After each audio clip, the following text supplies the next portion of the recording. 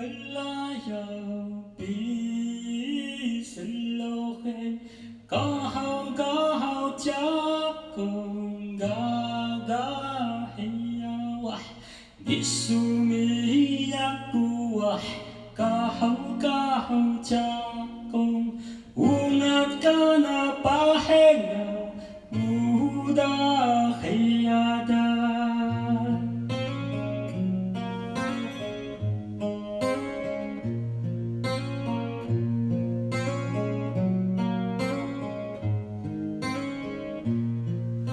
Simpi ku sunan ha Nyakang kali bubumu Laki ku bibalay Ini ku kelalan lu Katai dinalakogan Sekaya balau tunuk suruh Anakku adada Idaku tuwi sunan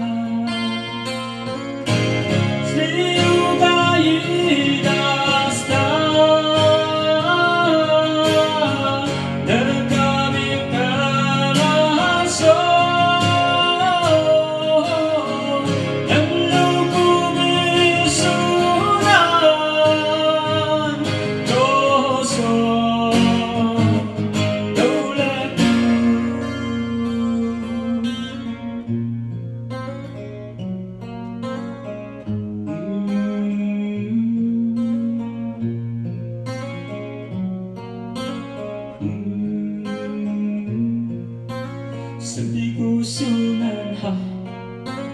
Nyakang kali bubumu Laki ku bibalay Ini ku kelalan lu Katai dinalakogan Sekaya balau tunuk suruh Anakku adada Idaku tugas sunan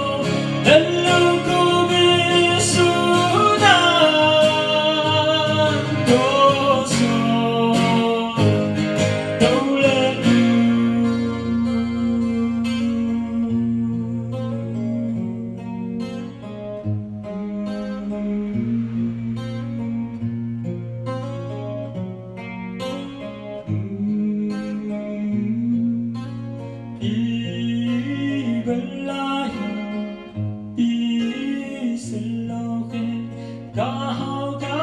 jakong gagahiya wah